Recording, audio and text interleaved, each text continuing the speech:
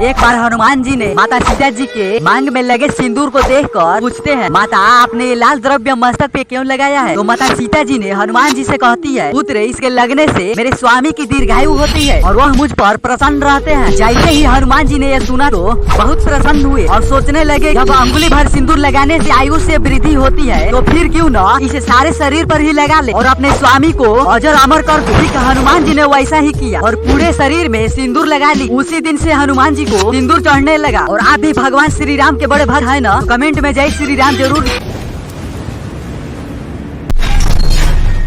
हिंदू पौराणिक कथाओं के अनुसार भगवान शिव ने 4 विवाह किए थे। भगवान शिव ने पहला विवाह माता सती के साथ किया, जो कि प्रजापति दक्ष की पुत्री थी। लेकिन जब वो अपने पिता के यज्ञ में बिन बुलाए पहुंची सती के सामने भगवान शिव का अपमान हुआ, तब उन्होंने यज्ञ कुंड में अपने प्राणों की आहुति दे दी। ऐसे में भगवान शिव माता सती का शव लेकर कई दिनों तक भटकते रहे। इस दुखद घटना के कई वर्षों बाद भगवान शिव का फिर से विवाह हुआ माता पार्वती के साथ। देवी पार्वती ही माँ दुर्गा का रूप है। उसके बाद भगवान शिव का तीसरी पत्नी देवी उमा को बताया गया है। उसके बाद भगवान शिव की अंतिम चौथी पत्नी माँ महाकाली को बताया गया है। उन्होंने इस पृथ्वी पर भयानक दानवों का संहार किया। आप भी महादेव के बड़े भक्त है ना? कमेंट में हर हर महादेव जरूर लिखे।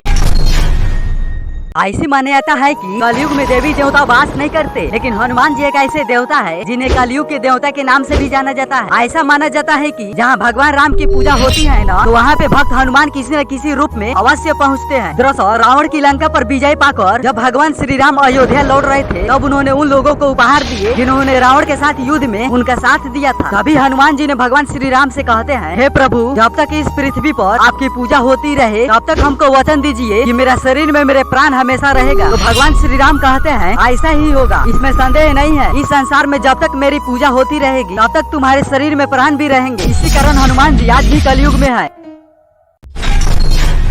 वास्तव में भगवान शिव का अवतार हनुमान ही थे और यह भी सत्य है भगवान राम ही शिव के हनुमान अवतार का कारण बने थे। रामायण में बताया गया है, एक बार भगवान शिव की भी इच्छा हुई कि पृथ्वी लोक चलकर भगवान राम के दर्शन किए जाए, लेकिन भगवान शिव के सामने एक बड़ी समस्या ये थी कि अपने असली रूप में नहीं जा सकते थे। ऐसे में भगवान शिव ने अपने 11 रुद्रों का पूरा राज माता पार्वती को बताए और बोले, देखो पार्वती, इन 11 रुद्रों में से एक रूप बानर का अवतार आज मैं लेने वाला हूँ। एक रुद्राक्ष में से आज एक रूप बानर का होगा, जो बाद में हनुमान के रूप में जाना जाएगा। भगवान शिव सब जानते थे कि एक बार राम जी को पृथ्वी का कल्याण करने के लिए मेरी आवश्यकता हो। शिव को यह भी पता था कि कलयुग में ना मैं नजर आऊंगा और ना ही राम, तब कोई अवतार भी धरती पर नहीं होगा। इसीलिए भगवान शिव ने अपने एक शक्तिशाली रूप को जन्म दिया, जो कलयुग में भी अजर अमर रहेगा। इसीलिए आज भी भक्त लोग हनुमान जी के साक्षात दर्शन कर लेते हैं।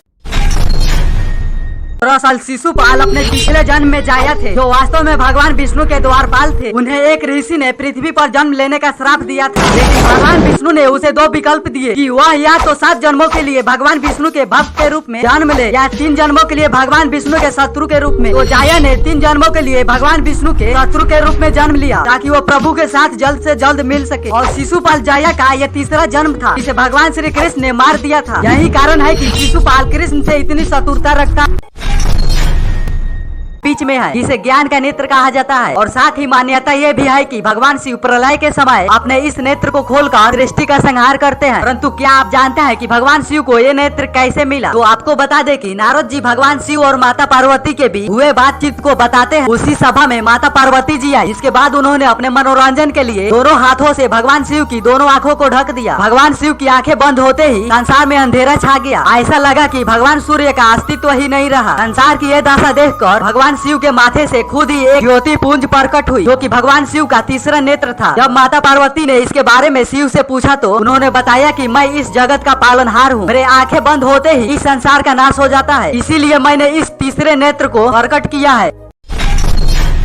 एक बार सभी देवताओं पर राक्षसों का अत्याचार होने लगा, तो सभी देवताओं ने मिलकर भगवान विष्णु के पास गए। तो भगवान विष्णु ने सभी देवताओं को लेकर कैलाश पर्वत पे गए और वहाँ पे वे भगवान शिव की आराधना शुरू की। वे 1000 नामों से शिव की स्तुति करने लगे। वे प्रत्येक नाम पर एक कमल पुष्प भगवान शिव को चढ़ाते। तब भगवान शंकर ने विष्णु की परीक्षा लेने के लिए 1000 कमल में से एक कमल का फूल छिपा दिया। शिव की माया के कारण विष्णु को यह पता न चला। एक फूल कम पाकर भगवान विष्णु उसे ढूंढने लगे, परंतु फूल नहीं मिला। तो भगवान विष्णु ने सोचा सोचा कि मेरी आंखें ही कमल के समान है, इसीलिए मैं एक कमल के फूल के स्थान पर मैं अपनी आंख ही चढ़ा देता हूँ। ऐसा सोचकर भगवान विष्णु जैसे ही अपनी आंख भगवान शिव को चढ़ाने के लिए तैयार हुए, वैसे ही भगवान शिव प्रकट होकर बोले, है विष्णु, तुम्हारे समान संसार में कोई दूसरा मेरा भक्त नहीं है। भगवान विष्णु के भक्ति से प्रसन्न होकर भगवान शिव ने उन्हें वरदान मांगने के लिए कहा। तब भगवान विष्णु ने दैत्यों को समाप्त करने के लिए अजय शस्त्र का वरदान मांगा। तब भगवान शंकर ने विष्णु को सुदर्शन चक्र प्रदान किया। और आप भी भगवान शिव के बड़े भक्त है न?